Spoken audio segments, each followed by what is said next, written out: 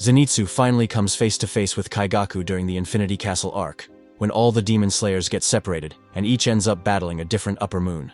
But thanks to Zenitsu's incredibly sharp hearing, he's already heading straight toward Kaigaku from the start. Now, for those who don't know, both Zenitsu and Kaigaku are users of thunder breathing. In fact, they were trained by the same master, the former Thunder Hashira, Jigoro. Before becoming Jigoro's student, Zenitsu was just a wanderer who'd gotten himself into serious debt because of a woman. Jigoro paid off that debt and took him in. But Kaigaku? He was trouble from the very beginning. A selfish, desperate guy who'd do anything to survive. Eat rotten food, steal from others, even risk lives if it meant saving his own. And he actually did that once. Kaigaku used to live at a temple with Gyome and other orphans like siblings, one big family. But one night, Kaigaku got caught stealing and ran away. When he didn't return, a demon found him, and to save his own skin, Kaigaku made a deal. He offered up the lives of the kids at the temple. Not only did he reveal the temple's location, he even destroyed the wisteria flowers Gyome had placed to keep demons out. The result? 4 kids were killed instantly. 3 others ran, despite Gyome's pleas, and died too. Only one, the youngest, listened to Gyome and hid behind him. And Gyome, to protect her, fought that demon barehanded until sunrise. Punch after punch, all night long, until the demon finally disintegrated. That's when Gyome first realized just how powerful he truly was. Somehow, after all this, Kaigaku still ended up as Jigoro's student. And not just that, he was technically better at thunder breathing than Zenitsu. But when he faced Upper Moon 1, Kokushibo, during a mission as a demon slayer, he begged for his life. Kokushibo made him an offer: become a demon. He gave Kaigaku his blood, warning that if even a single drop fell, he'd be killed on the spot. Kaigaku, trembling, drank it. And just like that, he joined the very ranks of the monsters he once fought. But not just any demon, one of the strongest. As for Zenitsu, if you've seen my other video, you'd know that during his final stages of Hashira training with Tanjiro and Inosuke, he received a letter. After reading it, Zenitsu changed. Completely. His personality, his mindset, everything turned serious. What was in that letter? We'll get to that. So when Zenitsu and Kaigaku finally meet in battle, Kaigaku as usual mocks him, calling him weak. Because you see, Zenitsu could only use the first form of thunder breathing. Just one form.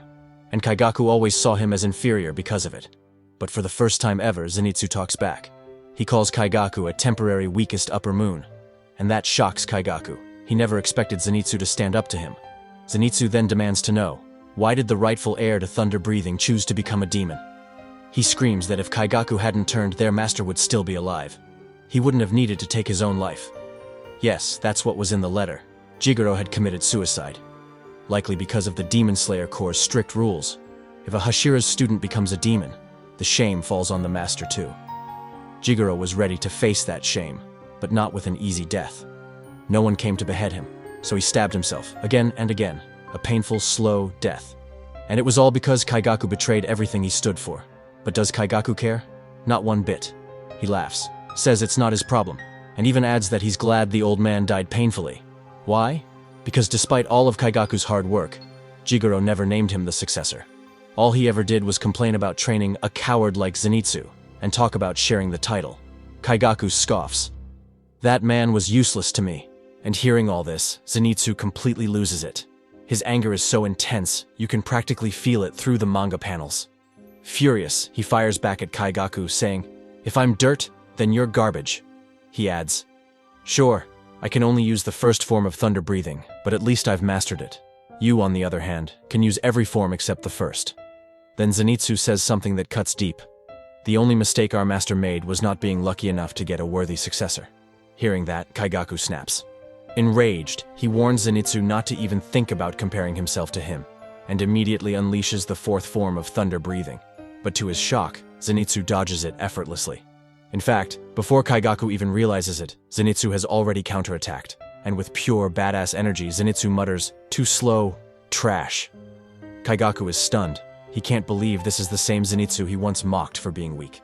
But alongside the shock, Kaigaku also feels humiliated, because someone like Zenitsu just landed a hit on him. In rage, Kaigaku unleashes the second form. Zenitsu is taken aback, not just by the speed, but by the sheer power. Kaigaku executes 5 precise slashes in a single movement. It becomes clear.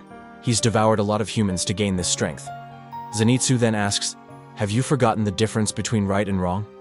Kaigaku, Mid-attack with the third form, replies coldly, "I know what's right and wrong.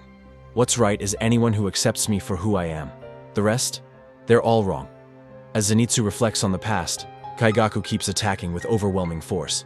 His moves, enhanced by his blood demon art, tear through Zenitsu's body like spreading cracks, ripping his skin apart. But Kaigaku doesn't regret becoming a demon. In fact, he says he feels stronger than ever, and special, unlike Zenitsu, who's limited to the first form. Zenitsu, though injured, drifts into memories. He recalls how his master, Jigoro, once told him to learn from Kaigaku. He also remembers how Kaigaku was mocked for not being able to use the first form, while Zenitsu, ironically, could. And even though they didn't get along, Zenitsu respected Kaigaku. Kaigaku, meanwhile, always saw Zenitsu as beneath him. That's when it hits Zenitsu. There's no saving Kaigaku anymore. So he apologizes in his heart to his master for what he's about to do. Then, without wasting a second, Zenitsu takes his stance. Kaigaku is caught completely off guard, and in one swift motion, so fast Kaigaku doesn't even have time to react, Zenitsu decapitates him. Think about that. Kaigaku was a newly turned Upper Moon demon, an insanely powerful enemy, and Zenitsu took him down in one move. Kaigaku, as he's dying, is stunned. He realizes he's never even seen this form of thunder breathing before. It dawns on him. Their master must have taught it to Zenitsu, and not to him. But Zenitsu corrects him. "No, Gramps never showed me this form. I created it myself." He explains he had always wanted to fight Kaigaku using this very form. But now, it's too late. And even Zenitsu isn't left unscathed. The cracks from Kaigaku's attack spread deeper into his body, and it becomes clear he's not going to make it. Kaigaku, in disbelief, says, "Thunder breathing only has 6 forms, and this worm, this loser who was always beneath me, created a 7th form?" Even in death, Kaigaku refuses to accept he was defeated by someone he always looked down on. But just when it seems like both are doomed, help arrives. One of Tamayo's assistants appears beside Kaigaku's fading body and says something powerful. "Those who can't give anything to others, they die without receiving anything in return. That's why they die alone." Then he turns to Zenitsu and saves his life.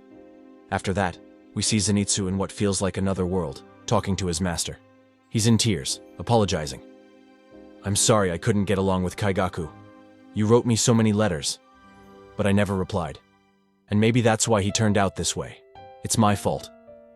But Jigoro, his master, simply cries and says, You are my pride and joy."